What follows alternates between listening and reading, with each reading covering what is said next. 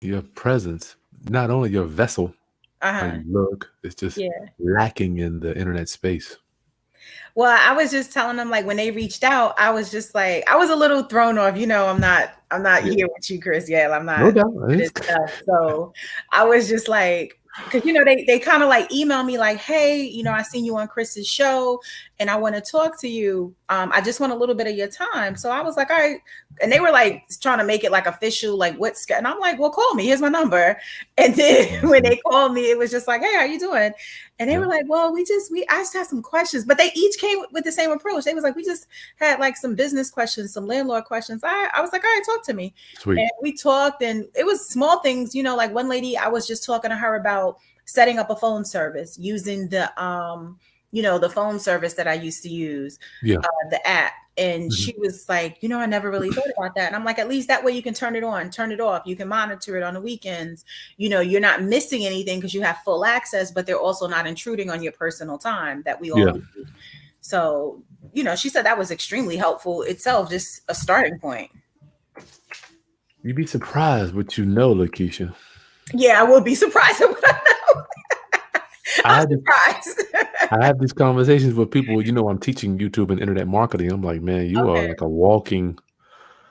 We don't think it's like whatever Yeah, that's what it is. And I think that's because we're in it. every It's not day. from when you're outside because I was talking to I have a lady who's doing the tax business. She does taxes and she's wanting to switch it up to kind of like business taxes, which she does, but just she wants to take it to a larger scale.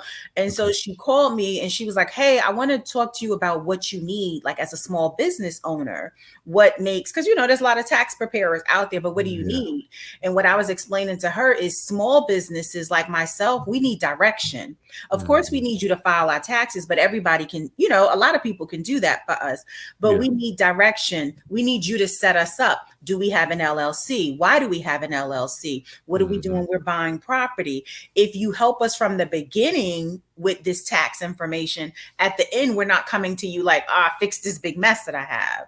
That's So true. that's what I think made it powerful. And I think as I was explaining to her, like she didn't know exactly what the small businesses would want, what kind of questions.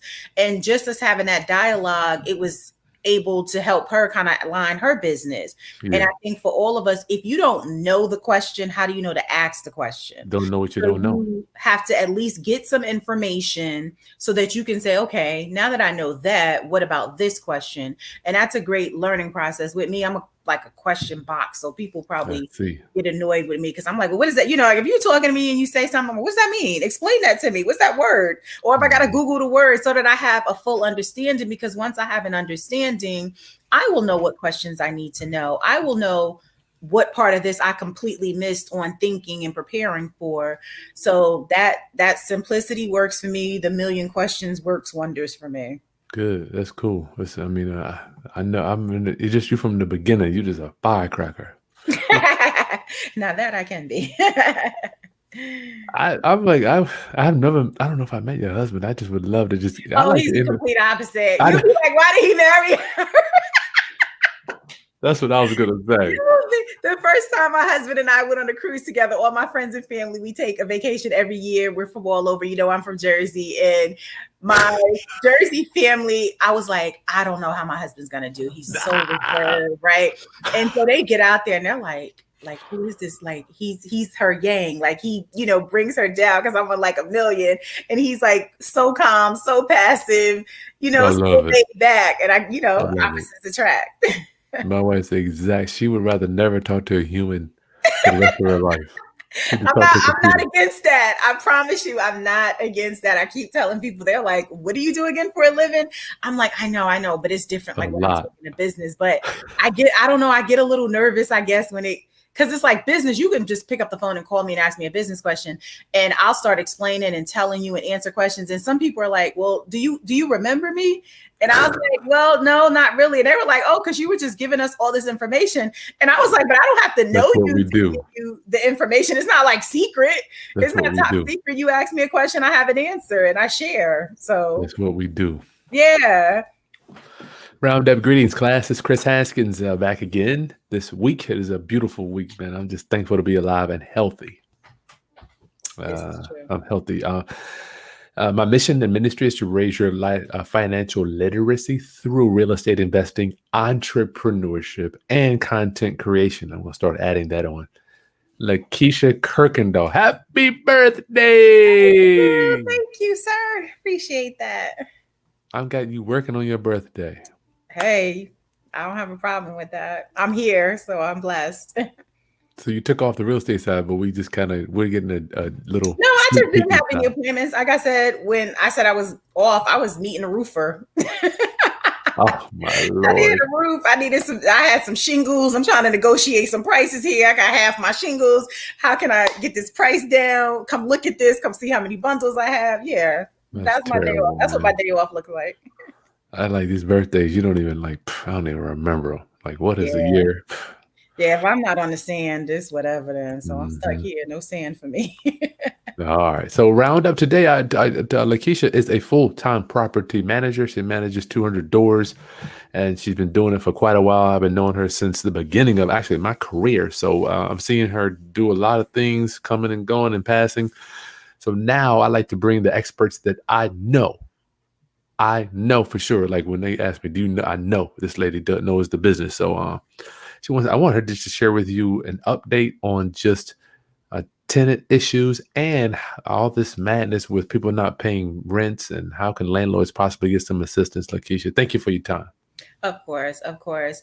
So one of the biggest things and my biggest fear during this pandemic are my landlords, my investors. Tell me Um, about your typical investor. What does he or she look like? so my investors are small investors. Yeah, Of course, I have my big boys, they've got the apartment buildings. That's one thing. But the majority of my investors mom, are pop. correct. One property, two properties. That's my majority. So the benefit that I think I've always attracted whenever I'm speaking to a new potential owner, I always let them know what makes me a little bit different from the rest of the property managers are I treat each property as though it was my own, meaning I'm not going to get a class A contractor to change a doorknob for you. There would be no reason we're paying $250 for a doorknob change. Yep. So that's one of the biggest difference. But with that, it also comes right now where I have that some of my landlords aren't getting money because of the pandemic, because the tenants are, they don't have it. They have fallen on hard times, things such as that. But at the end, we still have to move forward. So one of the things is, how do we solve this? What can we do? So the first thing is that there's a difference with these evictions. Okay. The very first thing that all my landlords out there, you need to know is, if you've bought that packet that we sold before, I offered you a 5-day notice, a 5-day pay or quit. That's a letter that is required that you must give, and it must be in writing to your tenant. You can either mail it, hand deliver it, post it, but it has to be provided to them. And now, for instance, Hampton Court wants to see that letter at the time that you're filing. That was not always the case. So when you show up. When you show up to file, Just to start the process. That is correct. That is new. It used to be you brought it the day of court. So that means today I can go down. This is back in a couple of months back. I could go down to the courthouse, file this person hasn't paid rent. Now, when they give me my court date, which is in about 22 days, when I come to court, I need to bring that letter with me. Well, that's no longer the process because people were missing that letter. So now the court makes it a requirement for you to bring it at the time that you are filing your unlawful detainer. Gotcha. And it's a 5-day notice. The verbiage, like I said, is in the packet that we sold. And what it's basically saying is, hey, within the next 5 days, if you don't pay your rent in full, we're going to begin eviction process. And there's some other verbiage that, says, hey, even if you do pay, we still reserve the right to continue and move forward. Yep. One thing that has changed is it's no longer 5 days. Okay. It's 14 days. And your letter must say that. It must say, we will not start filing until 14 days. And please make sure you are 14 days out.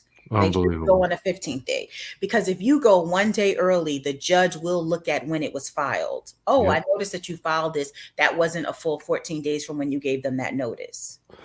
So I want to preface this roundup with we're with Lakesha Kirkendall today, talking about the COVID, managing property management in COVID.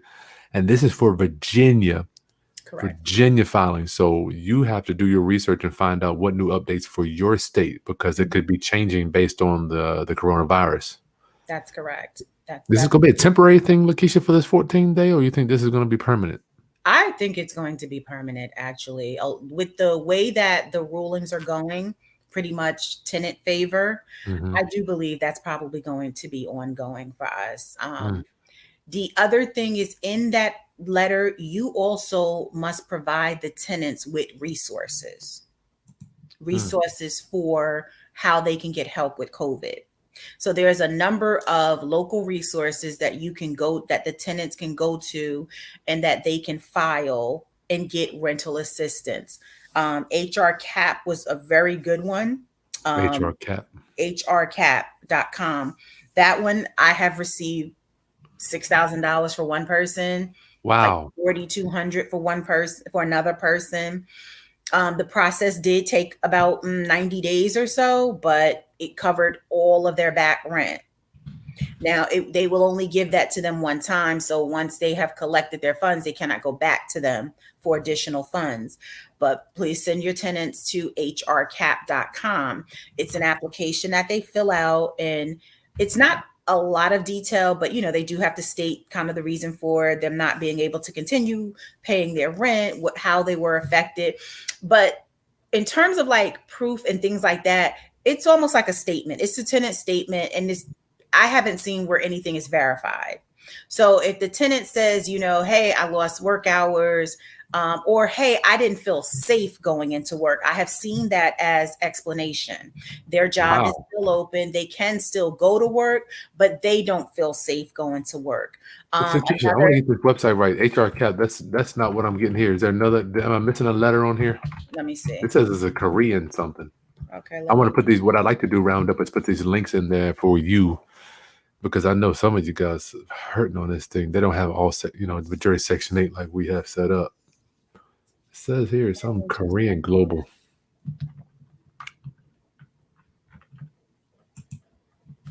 And if we have to, we can get that link and put it in the I will get that off of. Yeah, it's not coming up. I have to get that off of my oh, wait a minute, here it is. I think this one is it. No, let me get it off my Is that on the presentation you sent me? No, that's a different one. That one's for the landlords. Gotcha. I can get this one to you though off of one of my sheets from my Okay. I'll put a note on that. Yep, put a note on that and we'll pull that up. Round up with that link in the description for you. But what HR Cap is doing, and forgive my eyes because I'm kind of look and talk to you guys at the same time.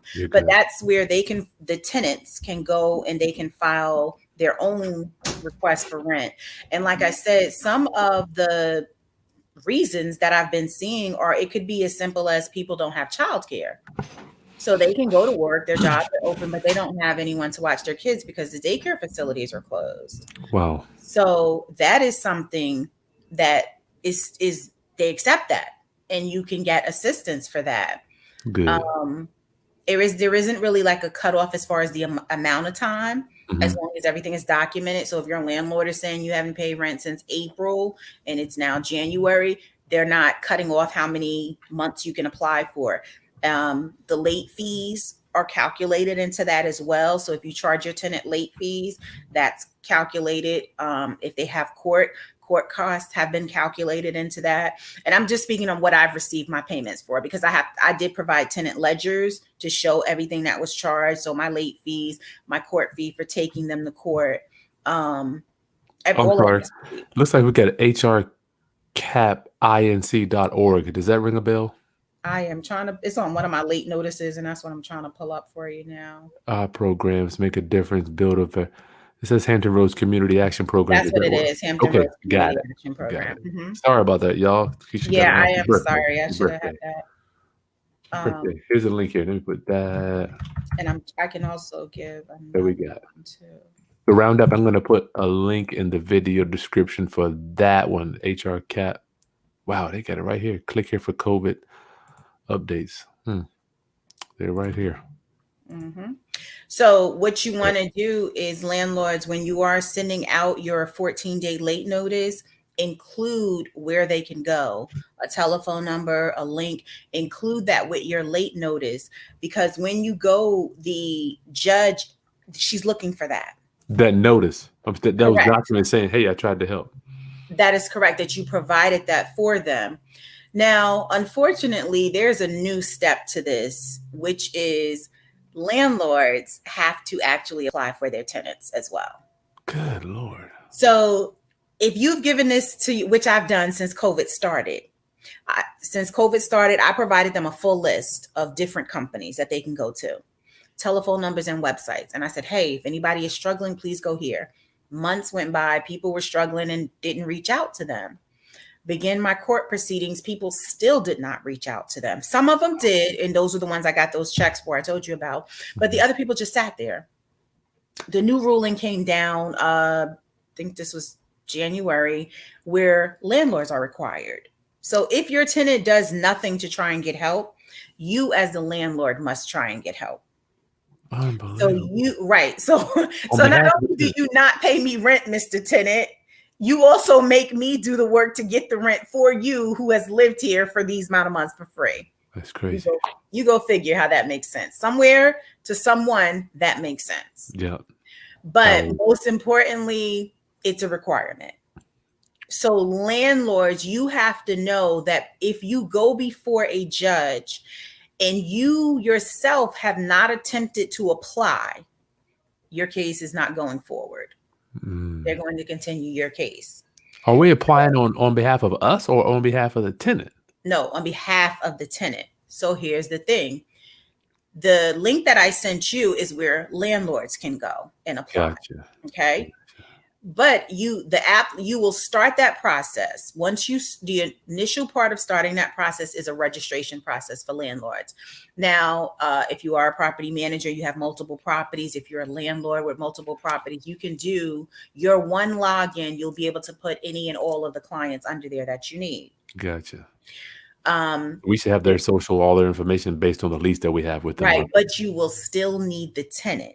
You still have to get the reason from the tenant. Why are they not working? Gotcha. There are still documents that you will need from the tenant. So your tenant must cooperate with you. Oh, yeah. We don't have the information that we need. We don't know why you're not paying us. But yeah, so we have those tenants, of course, who are not responding to us. They owe us money. They're not talking to us. Yeah, they don't want to talk to you. But as landlords, this is where we talked about before. I told you I communicate through email and text. My conversations are limited because I'm always thinking in my business that I'm talking to a judge. Going to That's court. what I'm always thinking. Even if it's a hello that didn't go good, I'm thinking, what is this judge going to think about my hello? Was I screaming in all caps? I don't know. That's just my mindset. So I always keep it in writing. And whenever I'm writing, I keep that in mind. We could be talking to the judge. I love that. So I love that. You want to communicate with them. Hi, Mr. Tenant, I'm applying on your behalf to get you rental assistance. Please provide the following documents for me. Now, if this is in writing and your tenant is not responding or will not give you this information, there isn't anything else that you can do as a landlord. Gotcha. It doesn't really make sense for a sane person not to help you get the free money for them. Gotcha. But there are just those instances where people, maybe they just don't want you to have the rent money. I'm not giving them anything because I don't have to. Wow. So this is just an additional step for us. And it's a lot. I was reading in a newspaper where a gentleman in Virginia Beach he had a 10-unit apartment building, and he was like, he has to sell it. That is his actual source of income. Which people are failing to remember. A lot of the talk is, oh, well, the landlord can go and ask for forgiveness on their mortgage, right? So now we're counting someone else's money. What if the landlord doesn't have a mortgage? This is a paid for house. Then you're saying, oh, well, then they shouldn't be worried about it at all. Well, wrong. This paid for a house is what generates their income. If I've paid my house off and I make $1,000 per month off my house, that's income that I may need to live, to buy my food, to pay my car note. It's funny you mentioned that. When you say, oh, I'm good because I don't have a mortgage, wrong. I need my income from that property, or I need you to get out so that I can get income from that property. But people aren't viewing it that way. They're saying if they have a mortgage, oh, we'll go to your mortgage. And these mortgage companies, from what I've been told by my landlords, I have one lady who has 2 properties, and they would not work with her on them. I think they gave her a 2-month grace period only, but then she had to come back. I have one person who's been in there for a couple of months who hasn't paid.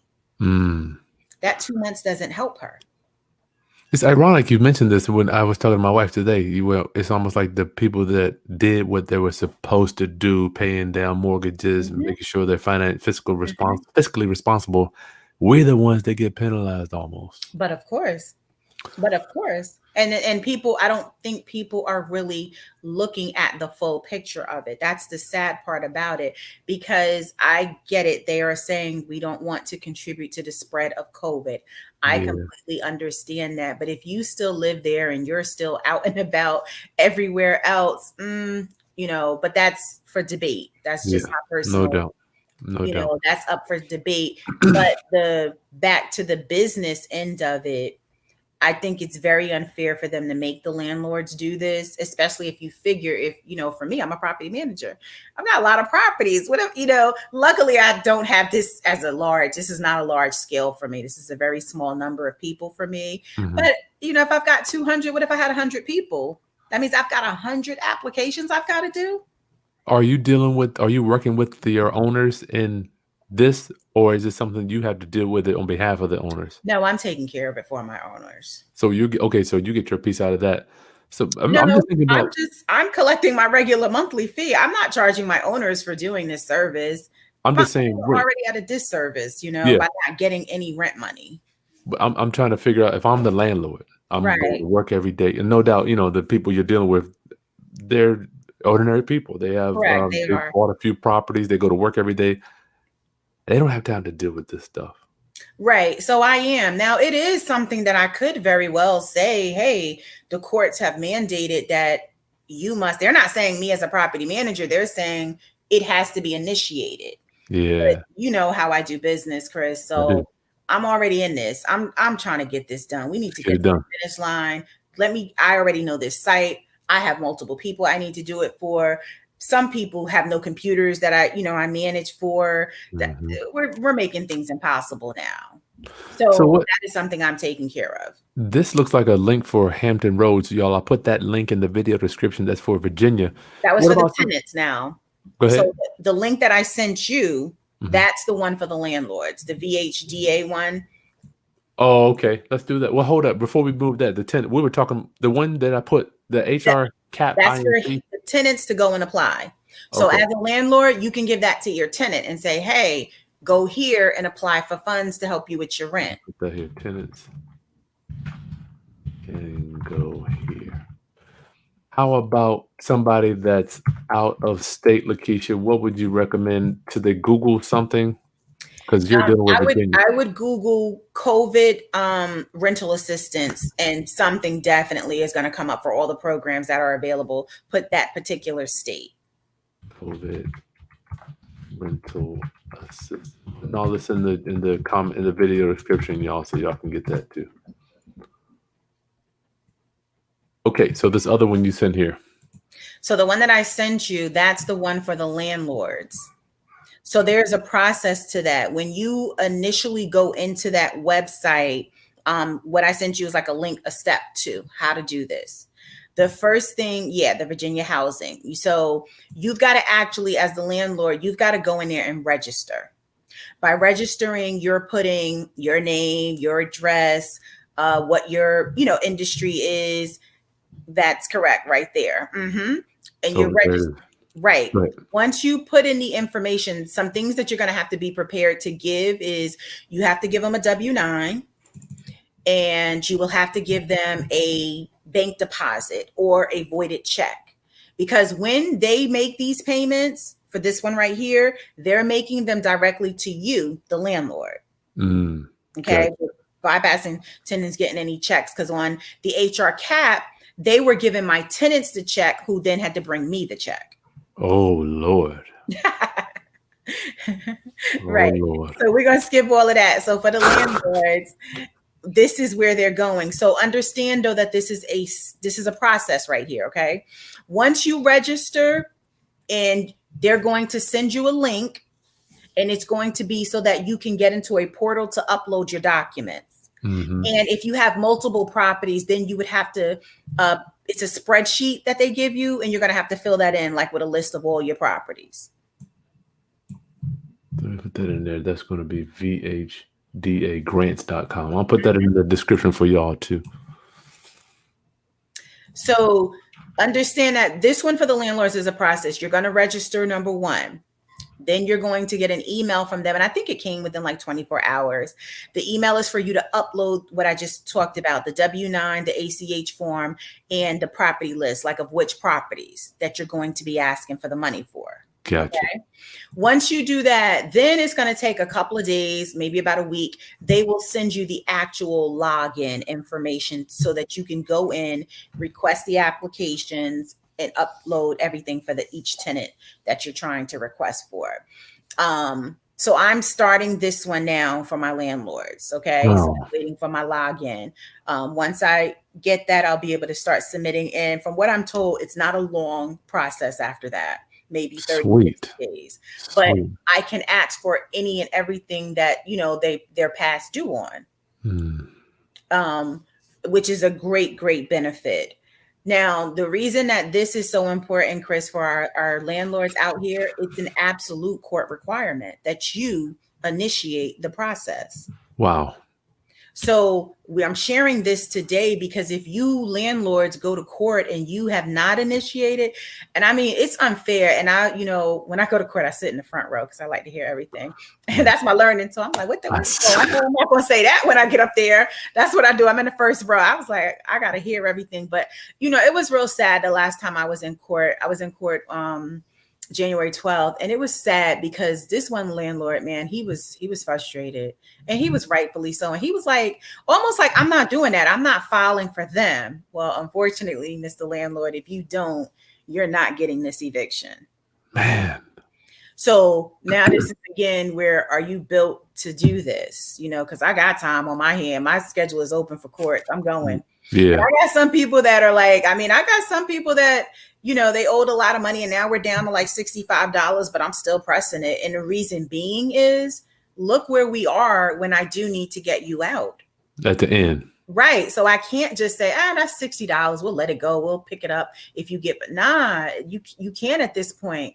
And in my previous videos with you, Chris, I talked about, hey, on this day, we do that. On that day, we do this. No questions asked. No exceptions. And look now at the reason there are no exceptions. You don't have this opportunity. Backed up. You do not have this opportunity. You need to get in. One other thing, landlords, unfortunately, they have suspended the sheriff removals, which is referred to as a writ, W-R-I-T. What happens is once you get an unlawful detainer, which is them giving you possession of your property, you still legally do not have that property. You still have to pay another fee for the sheriff to meet you at that property on a specific date so that you can have the locks changed. And that's how you physically get your property back. That part is on suspense right now. What? I had one scheduled 2 weeks ago. It was scheduled for Wednesday. The sheriff went out. He posted the note on her door. He told her Wednesday, I'm coming back. Tuesday evening, he called me and said, I'm sorry, I can't. With the new laws, we can't. Everything is suspended. So do you have to enforce it yourself? No, you can't. That's it. You're on pause. Oh my goodness gracious. Right. So it's like Wednesday was coming. We got our locks. We got our brand new locks and keys. Tuesday, sorry. That's crazy. Absolutely crazy. Wow, dude. What happens to these? I'm just like, these landlords are dying out here. That's it. That's my concern. That's very, very much my concern. They are. And we don't want to see that. Big or small, our landlords, this is how we keep our business going. The landlords are paying taxes. The landlords are empowering contractors. This is a circle for us that keeps going. But they're putting a complete halt on it. Did he say how long? Right now, it's until I think March. I want to say March 31st. It's March something. Okay, so we got another time. Round up. Here's the thing, though. Here's the thing. What happens in March? Because this originally ended December 31st. I remember that. And now we're backed out to March. So what happens in March? I mean, I have faith that this is going to go away, completely go away. There are going to be some changes to it. But my thing is, make no mistake about this. Those of you who are taking advantage of this will be your best life. 2020 you live 2020 without paying any rent, you lived your best life. Because trust and believe going forward, where you live just won't be the same. Because only one of two things is going to happen. If you find somewhere else to rent, you will be in some place you probably do not want to be. No decent landlord are taking people with evictions from this period because they know what happened. If they had a relaxed qualification, they're raising the bar. Remember, we can't discriminate. So it can't be this for you and that for you. But I can across the board say I'm not taking anybody with evictions within the last 5 years, 7 years, 10 years. As long as I hold this for everyone, then I'm not discriminating. So think about it. For all of us who have been burnt this time, we're not showing any mercy. Yeah. We are sticking to what the qualification guideline, and we're also reevaluating the qualification guideline. Crazy, man.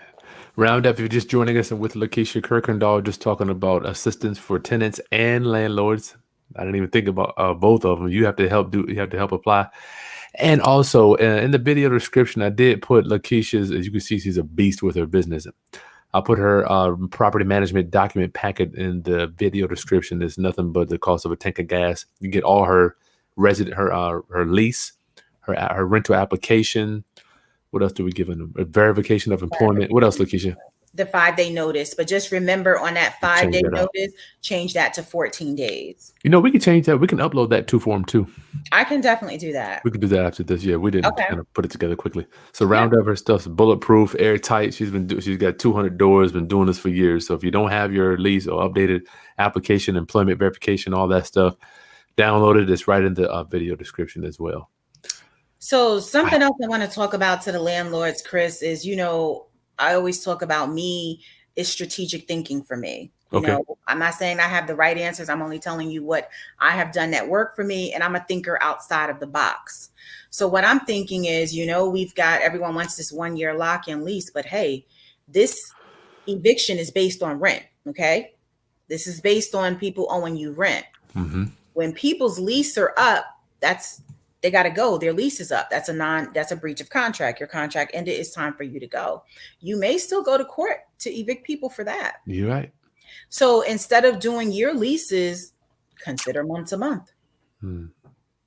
Get them out quicker. 6 months. Because now we're not fighting with you about 1 month's of rent.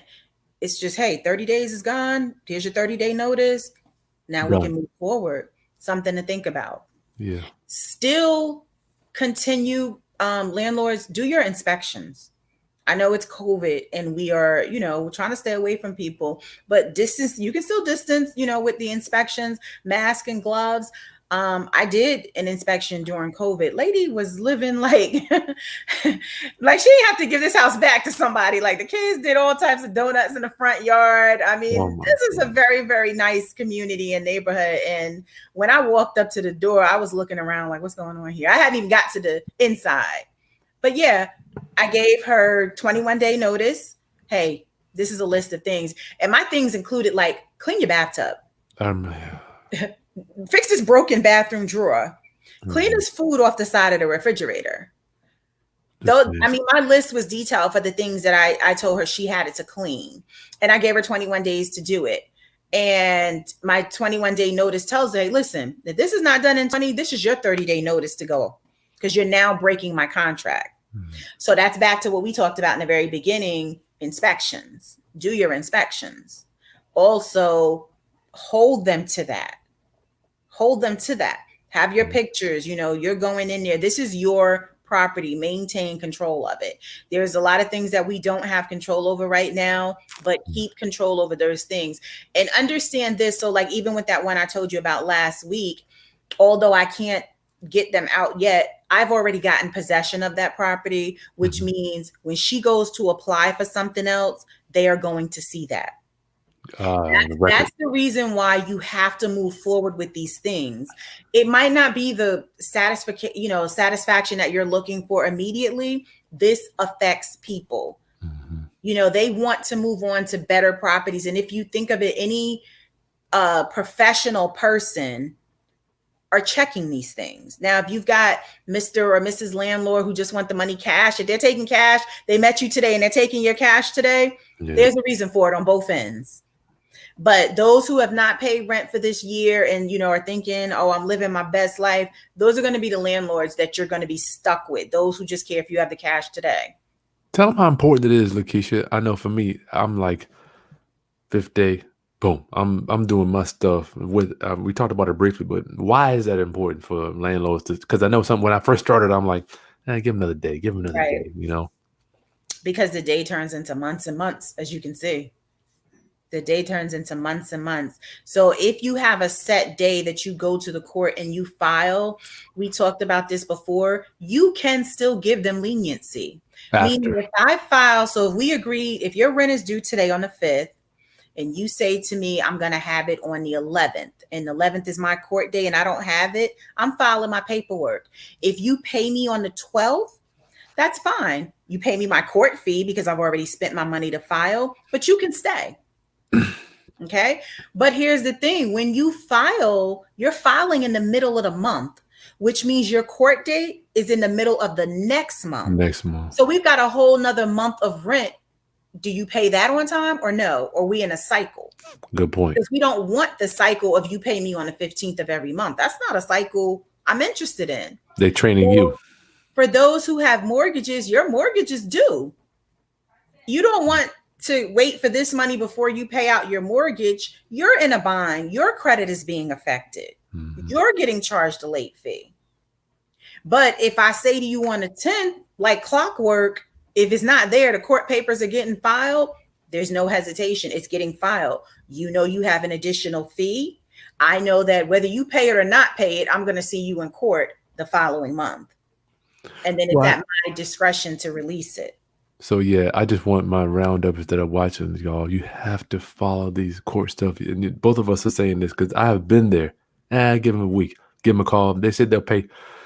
Talk about Lakesha, people that say they're going to do something. And my thing is, it's nothing to talk. My clients call me, I'm like, nothing to talk about. I don't have personal conversations. I don't have personal conversations with these tenants about this stuff. It's nothing personal. They're welcome to call into my office. They are welcome to do that. Whatever information they give us, because people definitely have circumstances. And I can understand that. You need to initiate that. I'm not going to call you. Number one, I don't want to be caught up. I had a tenant one time tell me I was harassing her. That could be. She was like, I don't appreciate, and I think we were emailing her, and she told me, I don't appreciate you harassing me. And I immediately apologized to her. And I told her, Mrs. Tenant, I do apologize that you feel this way. I do promise not to contact you again. Good. Please attach the court notice. Eviction proceedings will begin on such and such date. She began to talk to me. I wasn't responding.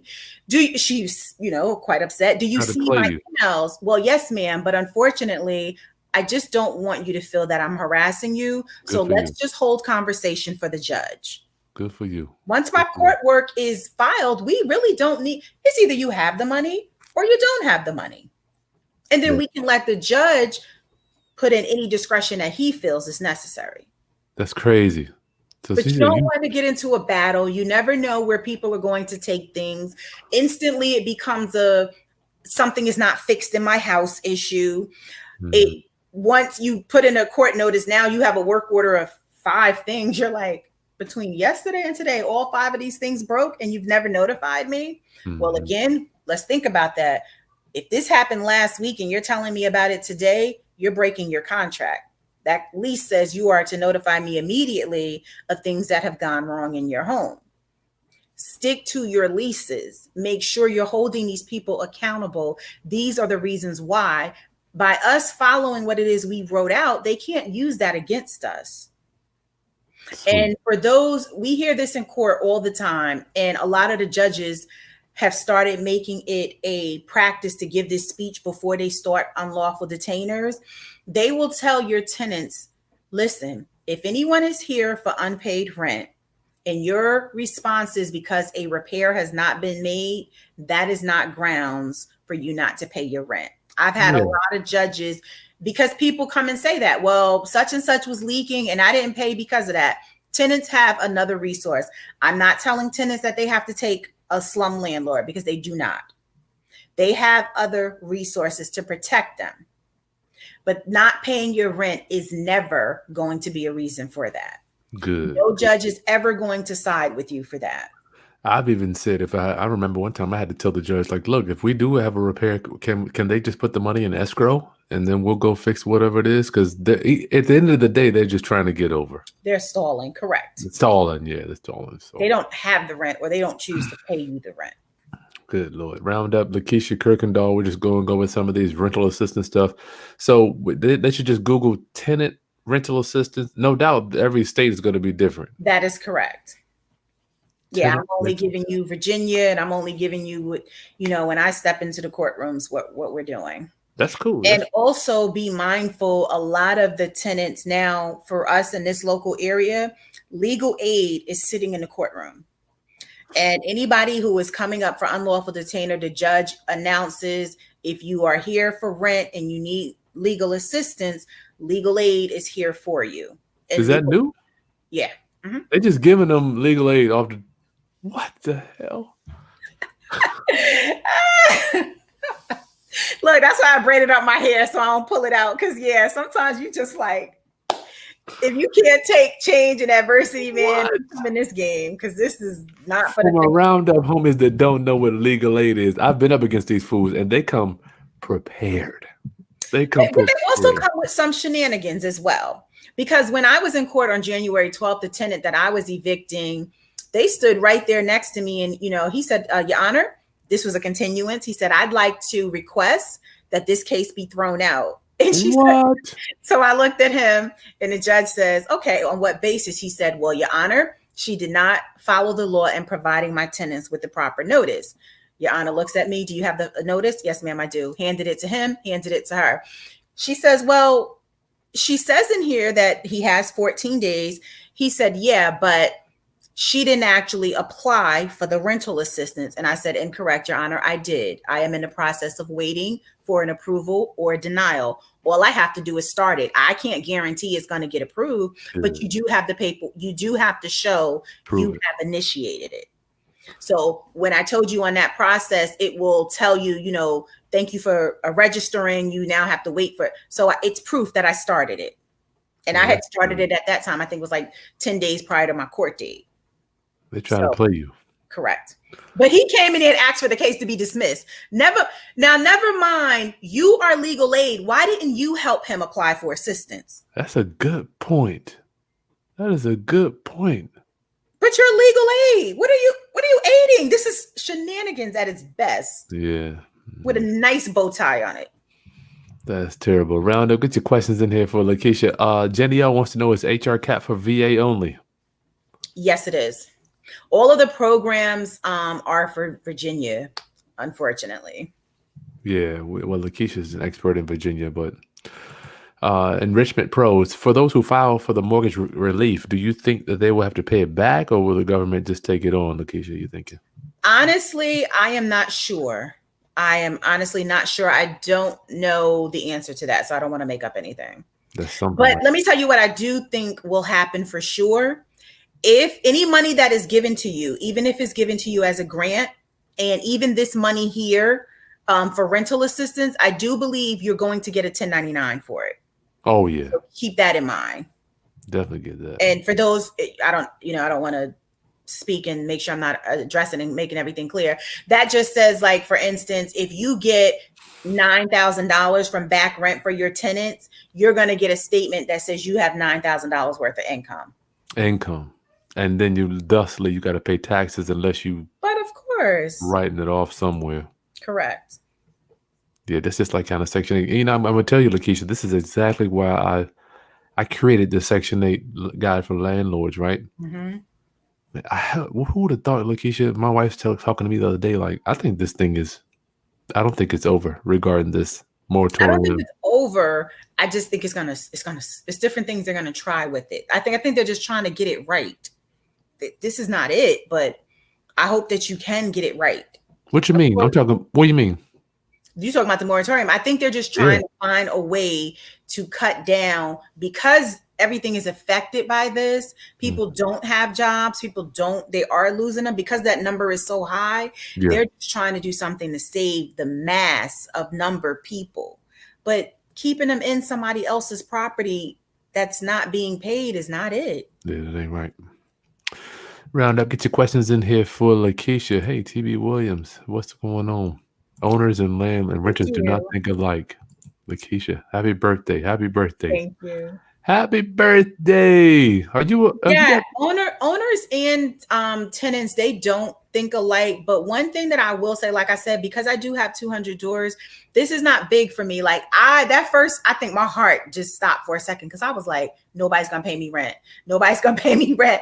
And the month of April is when it kicked in. I had I think 4 move-ins the month of April, and that's when this was the beginning blowout. Mm-hmm. So I was like, wow, people are paying security deposit, because you gotta pay security deposit and first month's rent to move in. And so I was like, okay, so wait, is this, is this a fluke? But the majority of people, they weren't taking advantage. And when I'm on social media and I'm looking at a lot of the different conversations that people have, I am so proud when I see regular tenants say, listen, y'all need to stop this fool. I mean, these are rentals, and they're saying, I'm not going to sit back, because you're going to owe the money anyway at the end. I'm not going to sit back and build up 6 months worth of rent. I'm going to pay it while I have it. Thank God I have it. Yeah. And when I hear that, that gives you hope that there are good people out there. There are people doing the right thing, because the money doesn't go away. No one is saying that you have to forgive this. No one is saying that you have to waive the late fee. Now, there was a point where a late fee was included in it. Right now, it's not. Gotcha. So late fees are still calculating. And the judges are saying to the people, don't think that this takes the rent away, because it does not. They are verbally saying that. And, I have seen the judges look frustrated, because they know what we know. I have several clients calling me about people that haven't paid for 3, 4, 5 months. And I'm are they in Virginia? Yeah, I didn't even know. That's why I wanted to bring you on here today. I'm going to happy birthday to everybody. We can all get birthday money. I'm just like, what if they don't get assistance? What is the mentality of somebody that's 4, 5, 6 months behind, Lakesha? I know in the past. I'll be real honest with you. People don't really stop and think about a whole situation. You are backing somebody up to where they might not have any resource. You don't know what that can do to someone's mindset. I don't believe in pushing somebody to their breaking point. Yeah, because that's what the news is for. Those who are, you see people who do you're like, what happened? They broke. I think that you worked and you took whatever good measurements and paid off a house. That is, first of all, that's a major accomplishment, right? If you actually accomplish that, to have somebody sit in your house and not pay you anything, somebody could get hurt. That's what I was thinking. I didn't want to say it, but that's what I was thinking, Chris. You're playing a lot of games. And then when they driving past, right? They driving past. So when they driving past and they notice that you had a 2007 Mercedes and now you got the 2001, it's not, Chris. But it's happening. Let's be clear. It is very much happening. That's something. I didn't think about that. You got a whole new car. It didn't pay me any rent. That's not right. Dana says, happy birthday, my beautiful sister. Just talked with her husband today about that. Driving by not paying rent. I wish No, but it's the truth. It is the honest truth. And it's not right. And I mean, I think that guidance helps us all, Chris, and it's like, okay, you trying to tell me from the month of April to now the month of January, you didn't have any money, because it's impossible. How would you have been able to live? Even if you said, I got $100. Yes, that's nothing. You could at least say they gave me 100. That means they say I thought about you. My thing is, what money you say I thought about you. Here's something. Because clearly, if we all still holding on, I could obviously afford it from March until now, right? Okay. Obviously. But, for you to throw me 100, that would lead the way to us having a conversation. Listen, have you tried this? Answer the phone when your landlords are calling you. They're calling. They might now, hopefully, all of the landlords are now going to be calling you to help you. Yeah, no doubt. You got to live there all of this time. And now we're going to get money to help pay off your debt. Yeah, you're still getting out for sure. And also be mindful that you cannot evict somebody for a month that you have collected the rent for. Please be mindful. So the reservation is out. Say that again. The reservation is out. Yeah, but what I'm saying is, how we're getting this money from the different I programs. see. The money. Yeah, it would have to be the following month. So if I just got paid and then they don't pay me February, February starts over, I can evict you, for February. Gotcha. But don't get caught up, landlords, with that. But please, it definitely is time consuming. It definitely is annoying to think you have to do somebody else's work. But at this point, this is what we have to do. So roundup, this is Lakesha Kirkendall, and I put the links in the video description for the assistance for Virginia, as well as some Google searches you can do to look for a rental assistance for your landlord and for your tenants. Let's see, we got some questions here. Paris, hey, my friend, happy born day, Lakesha. Thank you. Property manager, he's in Maryland. They've already started to put in place resources for the tenant landlords. Okay, great. Scary stuff. Thank God. I think about Section 8. I'm just so thankful, dude. Yeah, it's so strange. I have a landlord. She's from New York, and she called me like some months, like last year sometime, and she was not happy with her property manager, but she just didn't have the heart, to let her go. And one of her tenants is Section 8. So she called me again yesterday, and I said, but I'm so confused. Why aren't you getting money from your Section 8 tenant at least? Because if they have a issue and Section 8, let's say, was paying half their rent, and they're not working, Section 8 picks up all of their rent. Somebody is not doing something. The tenant is not contacting Section 8, but more importantly, your property manager is not contacting Section 8, because then one of two things should happen. Section 8 should pick it up and pay you, or Section 8 should be terminating their Section 8. Wow. So that's the one thing you think about that. With Section 8, the bigger thing of Section 8 is the loss of it. They can have Section 8 for like 18, 20, whatever, however many years that they would have rental assistance no matter where they go. They can take it from state to state. So if you do something to violate that, you pull that from them. That is serious. That is really serious. You have to exercise that. I wonder why she wouldn't be getting her rent from them. What did she say about that? Because her property manager isn't being forthcoming. Yeah, I don't think they fit you with that. Yeah, they're not doing something. Something with that. Oh, I got somebody here from Micaiah from Trinidad and Tobago. What's up, my friend? Wow.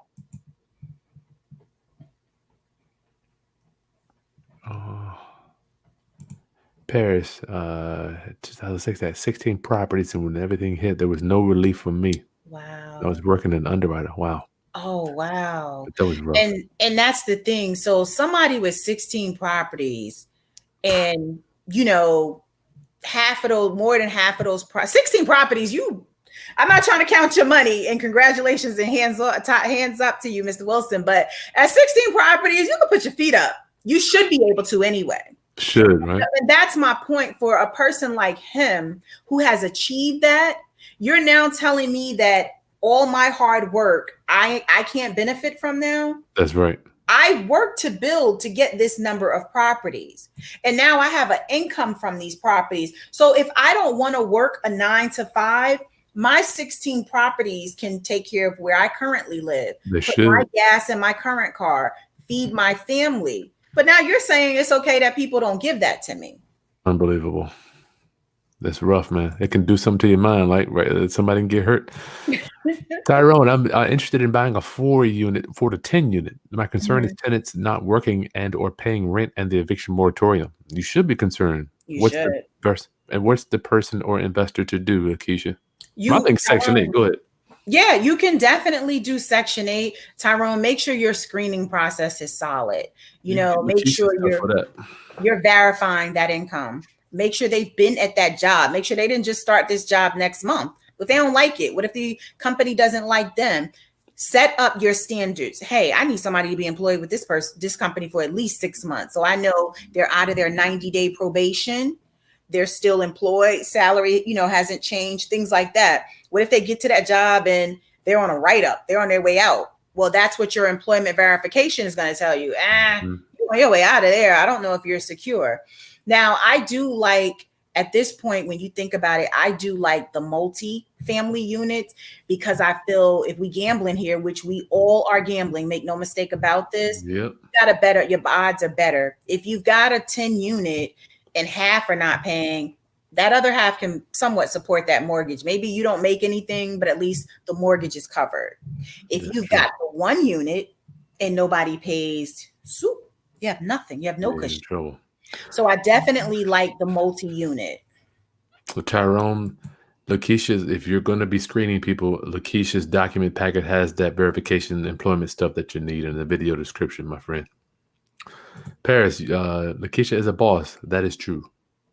Yeah. Anyway, you could come to Maryland. Just saying. I'm saying, look, it's only a ride, and it's funny because I got a couple of clients. Their properties are here, but I know what those Maryland numbers look like, so I don't know. We'll talk about it. We'll talk. That's something. That's good information, Lakeisha. Thank you. Lots of questions. That's right. Yep. Dana, good. Dana, hey Dana, thanks for hanging out with us, Dana. Great information. Why y'all think I hang out with this lady? I mean, I don't do that. The people I bring on here ain't people Edward had a legal aid in Baltimore, me on behalf of a tenant, and asked for a refund. Oh man, that's even worse than telling them to throw it out. They come with the shenanigans. But here's the thing about that: I don't care who they are. Know what you're doing, and no, we're not going to know the legal system like everyone. But you've got to think about this. There's a pattern for us to follow. Let's stay updated on the guidelines. Let's make sure we're doing what we need to do. And don't make your voice small when you get in that courtroom. Your Honor, I'd like to show you this. Throw some paperwork. Your Honor, may I ask, is there a reason why, this isn't happening or that? And, and I'm a person who I listen, especially in court first, because I never want it to be an argumentative situation. But I've noticed, which most people do, you talk yourself into a hole. Yeah. The more you say, I say less. You ask me a question, one answer, especially anything like that. Because I answered your question. What did you want me to elaborate? Ask me another question, and then I'll come with some more information. But there's a reason behind that. I'm not going to give you any ammunition to fire away. Oh, you're telling somebody what you did, and you went in to say you didn't do that part, and now they use that against you. So we want to have our documents, have your 14-day notice. I had a whole, like, you're supposed to supply them with one name. I had a whole page of names where the tenant can go. So there's it was 2 pages. It was my late notice and a page full of different facilities that would help the tenants. And the judge was like, well, she's met her obligation. Sweet. I love the way you say one answer. They ask you a question, just answer the damn question and shut up. Tenants, let me tell you, tenants never. Oh yeah, they always never do that. Yeah, they will always continue to tell the judge why they didn't, how bad you are. I am always silent. Faces, got my poker face. I don't even gamble. Boom. What you want? Boom. That's it. They like, I think the judges like it when people don't have a long story. They do, because they're tired of hearing that shenanigans all day long. All I'm doing is, for whatever they're saying, I'm flipping to the paper so I can show that. Yeah, Your Honor, can I show this? I love it. Said, and then we done here. I love it. I didn't provide you a notice. Here's the copy. Here's the date. Too much. Round up. This is Lakesha Kirkendall just talking about rental assistance. What's included? Jania wants to know what's included in your property management document package. We had the rental verification form that I send out, the employment verification form, and we have the 5-day notice, and we have one more document. 2 more, application and your lease. The actual application. Yes. So the actual application, look at that information that they're providing, verify that information that they're providing. A lot of people rent from they rent from, companies, property management companies, but we know there's a lot of owners out here who privately rent. Well, me, in my good life, I'm an investigator. So when they give me that and they put a landlord's name in, of course I have access to the real estate system because I'm a broker, but tax records are public information. So you can see who owns that property. Landlords, take a minute and do that research, because if Lakesha Kirkendall owns this house, why do you have Nancy Smith as your landlord? Who is Nancy Smith? Okay, you want to be careful because the landlord doesn't necessarily have to answer anything for you, but call the landlord. Hi, Nancy, how you doing? Yeah, thank you for taking the time to answer my question. Can I ask you some things about the tenant? And you are the owner of the property, right? Yes, ma'am, I've owned that property. Do you own this property by yourself? Yes, ma'am, I do. Why is that? Because Lakesha Kirkendall name is on it. I'm not going to tell you that, but now we're going to ask some different questions. Oh, I saw another name. Was there someone else recently added? Oh, my sister. Oh, your sister's name? And then the phone hangs up. That's what I do. You sound exactly like me. Yeah, that's what I do. Oh yeah, because I'm not, and I tell my staff, I train them too. It's a conversation piece when I'm talking to people. So when we pull up your court record, we can see what evictions you had. But unfortunately, they don't all do things like your middle initial, and we can't see your social on the court paperwork. So I have to do things like if I see Chris Haskins on there and I don't know for sure if it's you, what I say to you is, hey, Chris, can you tell me what happened with that eviction for blank, blank commons? Oh, no, my girlfriend had, I left oh, okay. Thank you, Chris. Cause it's showing up under your name. Now, if Chris automatically says, right. If Chris says, who? I've never rented from them. I don't know what that's about. Okay. Now we got to do something different. When I ask you to tell me about that, your initial reaction won't be to deny it. It won't. I love it. You're a beast with that. You know what I do, Lakesha? I always ask them how long because, they will try to pretend like the landlord, somebody else went on the phone. Mm-hmm. That's a cool little house. How long have you owned it? Right. Mm-hmm. Impossible for them to know. Impossible. Exactly. You can see exactly when the date. I'm like, well, the tax record says you bought it on XYZ. Mm-hmm. That's weird. Why is that? Phone go dead. I love it when I'm like, you don't even have it to continue, because I could continue to make up some foolishness. I did a refi, but that's just us knowing the game. But they click because they quit, and then now you're not doing your verification. That failed verification. Lakesha Kirkendall. I know. Look, if somebody let me in on a CSI team, I'm in there, man. That and criminal minds. If they let me in there, I got this. I'm telling y'all. You are too much. Happy birthday. Happy birthday. What do you think is going to happen? Paris is thinking that these forbearances are going to turn into modifications. What do you think, Lakesha?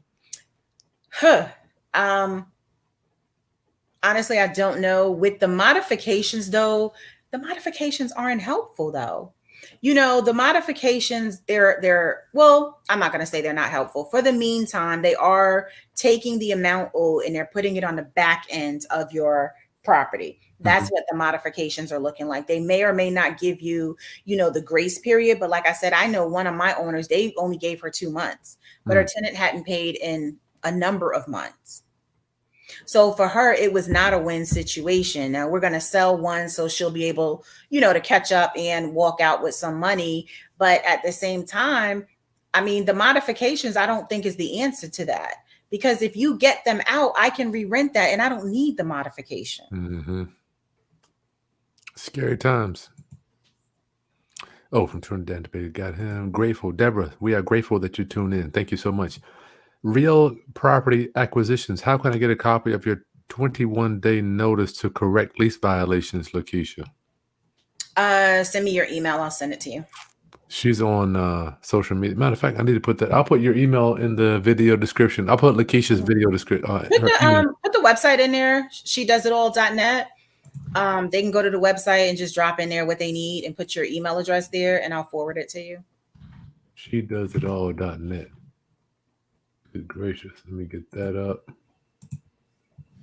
I can do another question while I'm waiting. That John had a tenant, thought he was doing me a favor by paying the rent. They are. And they'll tell you, I owe you $1,000, but I have $300. You want it now? You're like, I am not moving for $300. Are you kidding me? I want my whole money. I'm not giving you half the house. Give me all my money. So yeah, but that's the mindset. But I'm telling you, John, and for all of our landlords out there, one thing is how I move financially is just kind of how I move in life. I move real cautious. I don't jump out the window on anything. If you're in this real estate game, you know there's times where them dollars just come sit on our lap. And then there's times where we got to climb to the roof to get those dollars. So stay grounded no matter what, because nothing is guaranteed in this real estate. I don't know if you all had sitting at a closing table thinking you're about to buy something or close on something and a deal go and you're like, we're at the attorney's office. It can happen. So if you are making money from real estate, please put money aside for craziness like this. We thought of putting money aside for the roof that needed to be replaced or for the HVAC system. No one could have ever told me people were going to live in your house for free you're like, wow. And I have my own personal property. So when I'm talking to you, as I said before, I am talking from the heart. I am talking to you the same way I'm talking about my own property, the same way I'm talking about my own tenants. What's their website, Lakesha? It's shedoesitall.net. www.shedoesitall.net. We'll put that link here. Website. There you go. Shedoesitall.net.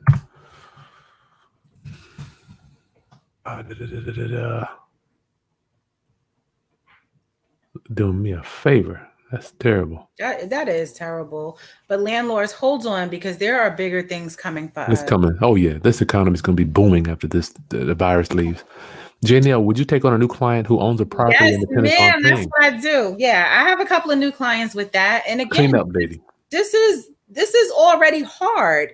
And if you don't know it, any setbacks make it harder. So yes, new clients are definitely coming into me. All I'm asking is just make sure you have your information together for me. Gotcha. Even if we have to piece it together, which I have no judgment on that, but I need to know what notices, if any, you have sent out. And if you haven't sent out any, then I'll explain to you, I'm going to start from scratch, because the one thing about whenever I step in front of a judge, I'm ready. So I can't take, I think I sent, like, sometimes these owners are telling me, well, I don't know, they just haven't paid in a long time. Huh? I can't stand in front of a judge and tell them that. We got to show me where they pay you. Let's look and see what you can last track. So we would do things like that. We're going to go over, when did you receive your last payment? What was the balance as of that? What did you provide to the tenant to show them the balance? And then we're going to start from today and what we need to do. So yeah, I do. John in St. Louis says the Urban League paid his tenant $2,200 good for future rent. Oh, when he was laid off. Gotcha. Mm-hmm. Good idea. Good idea. So there's different programs. At this point, it's almost like we've got to work with them. And I know that seems crazy, but if you think about it like this, and this is where someone wanted to do, a meeting with me, and I told him, hey, listen, this is going to be a two-sided conversation, because you're going to talk to me as a business person, but you're also going to talk to me as an actual landlord. And the reason I said that is when you come, they wanted to, have like a nonprofit, and we kind of get the rent on behalf of the tenants, and we co-sign so that the people can actually get new placement when need to. And I'm like, I understand where you're going with that, except I'm not into helping people who just take advantage. I am not to do that. Here I work with a lot of the housing teams. We've got the housing broker team that I work with. And what they do is they will give me clients that need housing placement, and they will pay me first month's rent and like 2 to 3 months of their rent. And then the tenant picks it up after it. And sometimes they might say, well, I'm going to pay you first month's rent and security deposit, and then half the rent thereafter. And of course, we're going through, the person is working. This is a start for the person. Well, when it's time for the person to do it, they might not pay their next month that they're obligated to, but they're working full time. I'm seeing them. And now the same lady is calling me back. Hey, your client called me. We're going to have to issue another check for them. No, ma'am. What?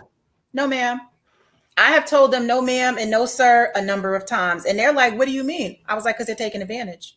There's no way you gave them that start. I'm looking at their pay stub, which is part of the qualification. They were getting money, and they're just not going to pay because they know you're a resource. That's not fair that all that money goes to them when it could be that family who has all the money. They just don't have a security deposit. Yeah. And yeah, it would be my money and I would get it, but that's not what this is about. If this is about, helping the people, do our mindset. If you let somebody know you don't really have to do it yourself because I'm going to do it for you, they are not going to do it. If they know my landlord's not playing with me, which any of my tenants can tell you, it's different. I've got friends and family who, if anytime they refer me, they like, hey, listen, don't go rent from her because she don't play. So if you're not going to pay your rent, you're going to be out on the street. Mm-hmm. And that it's just that serious. But this is a business. I'm accountable for somebody else's money. I can't tell my landlord, oh, they were so sweet, though. I just couldn't put that. Where's my landlord's money? That's not how you do business. And that's not my personality either. So that's not going to work. No, we got to go. We got to get this right. All right. Paris, are you from Section 8 is real? He would like to know from Lakesha, is it better to do lease options now? Well, I'm managing for private owners. So the lease option isn't something that I'm exercising right now. I'm not saying that that's not the way to go, but all my owners are not in that position where they are ready to release. Some of these, like I said, this is what people are counting on as their income. Yeah. So this is a hold for them. If you have people where that's an option, I did have a gentleman come to me just recently and wanted to exercise that. And we went over a lot of the terms and we went over a very large, down payment. And I explained, because a lot of times with the lease option, to me, for the landlord and the owner of the property, I don't think it's a lose in that at all. You get a big down payment, you get money, they don't act right, you still got your property. What could you lose? Nothing. You just keep doing it over. That's money. Not that that's what you're after, but that's the setup. But when I'm talking to buyers and tenants, I caution on it because there's no solid guarantee for you. Nope. Especially if you don't know what the wording is. It can say, hey, rent is due on the 3rd. Any rent not paid is a default of the contract. The minute you default, everything is gone. So it just depends. Like if it's your property, you're 16, go for it. Why wouldn't you? Yeah, lease options. I'm Section 8 or lease options, man. Yeah, why wouldn't you? Lease options, you got the down payment. You're ahead of the game from the start. Absolutely. Yeah. Do you manage? Oh, shoot. Sorry about that. Look, Dana wants to know, do you manage in the St. Louis area? No, Dana, I'm out here. I'm in Virginia. All right. It looks like I'm going to have some travel buddies, though. You might. Looks like it. Paris, Lakesha, can I adjust your rental documents to Maryland stuff, to Maryland law? Yeah, of course. All I'm giving you is like the format. You're going to remove it. So whatever Maryland's law is regarding your notice now, you're just going to you're going to change it. I don't know if it's 21 days in Maryland. I don't know what it is there. You're just going to take that part out. And I promise you, it's better to have more information than not enough information. Yeah, we condensed her 2,347 pages. Like, that's too many pages. But for landlords is one thing. I was able to condense it, but for me and all the things that I go through and those phone calls that I take, I need what I need. I need you to know this place is a mess and I'm gonna need you to clean it up or you're getting out. I need you to know that in your lease. I'm standing in front of the judge, and the majority of the judges don't, but there are some very pro judges and they want to see that lease. Make sure you're aware of that. Don't make up things that are not in your lease. The judges will ask for your lease. And when you get professional renters, those are people who know how to go around the law. They're going to bring it. Your Honor, that's not what my lease says. My lease says the property has to be broom swept condition. It does not say it has to be professionally clean. It does not say I have to professionally clean your carpet. Keep those things in mind. 2,423 pages, y'all. I'm telling you, her lease is no joke. We condensed it down to 5 just for y'all. Jalen, off-topic question: what do hard money lenders really want to hear in order to get that loan? They don't care what you say, really. They want to see the house. Lakesha, you want to touch this, or you want me to deal with this? Go for it, Chris. Jalen, matter of fact, they don't care if you, no offense, they don't care if you live or not. I mean, if you default, see, the hard money lender is a lender that loans money based on the value of the asset, not necessarily on your ability to pay it back, Jalen. So what do they want to hear? That your house is below market value? That's it. That's really it from the beginning. And there are some other things, but that's the main thing. Coffee, thank you so much for this pertinent contact. You are welcome. very much. Birthday girl. Should I Sharzad? Should I keep money away for emergencies indefinitely? Is there a limit to which I should stop? Absolutely. Yeah, Never stop. absolutely though. The one thing that I really don't like is when I have landlords that have not been prepared for emergencies, because they happen. Think about it. If your heat went out in your house, your central air or your heat, you have got to fix that, and you have got to fix that immediately. There isn't a month's waiting time on when you're going to get heat, and neither can you have a tenant like that. Yeah. You're opening yourself up to a lot of legal lawsuits and things like that if you are not taking care of your property. And you're also opening your property up. Think about it. If your property doesn't have heat, right? Let's say you have central air and heat, and now you take your tenants a bunch of space heaters because you need time to get the money together for your heat. Here's what happens. Those space heaters are not going to heat up that property properly to take care of your pipes. They might keep your bedroom warm and stuff, but what about your pipes? How you tell the tenants open up the kitchen cabinets and stuff like that when it's cold. Your space heaters aren't going to take care of all of that. Also, are you now creating a fire hazard with all these electrical heaters in your property? What happens when the kids run past and knock it over and now your house is on fire? These are things that you're setting yourself up. What happens when you overload your electrical box? It's not built, if it's an older home, it's not built to have 3-4 heaters going. You're going to keep tripping the breakers. Then you're going to burn out a breaker. You ever thought about that? What happens when you burn out the breaker? Does it catch on fire? When the fire department comes, what's the cause of the fire? Heaters. Who's responsible for that? Wow. Did you imagine your house burning and you're responsible so you don't get any insurance money? That's nasty. That part. That's nasty. Lakesha, listen, we've been on here for an hour. I thank you for your time on your birthday. Thank you. Giving. Final thoughts for my roundup homies that are just facing this COVID thing. We got to get out of here, y'all. Final suggestions, and we'll let you go. Landlords, please hold on. Please hold on. This game is designed for us, man. We have worked to get here. We have sacrificed to get here. Be strategic in thinking about how to get through this.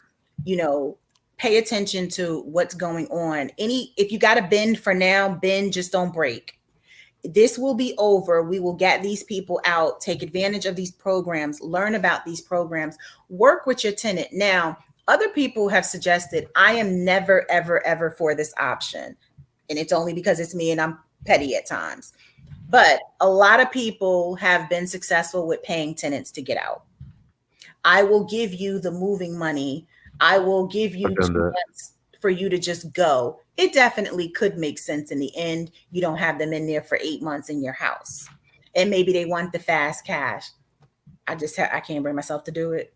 But it could work for you. If it works for you, try it. If your rent is $1,000 and you get them $2,000, but they didn't hold your property up for 8 months, we talking numbers, those numbers make sense.